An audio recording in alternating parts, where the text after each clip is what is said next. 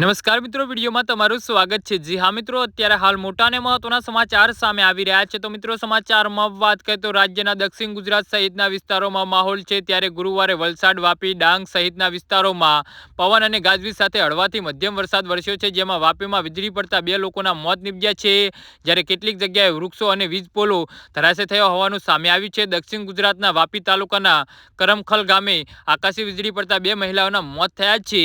જી હા મિત્રો, અત્યારે હાલ મોટા અને દુઃખદ સમાચાર સામે આવી રહ્યા છે। કરમખલ ગામના ખાડી ફળિયા પાસે લાકડા લેવા ગયેલી 3 મહિલાઓ પર વીજળી પડી હતી, જેમાંથી 2 મહિલાઓના મોત થયા છે, જ્યારે 1 મહિલા સારવાર હેઠળ છે।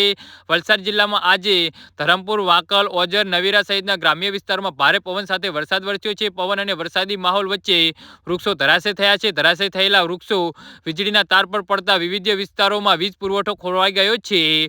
જી હા મિત્રો, અત્યારે હાલ મોટા અને મહત્વના સમાચાર સામે આવી રહ્યા છે।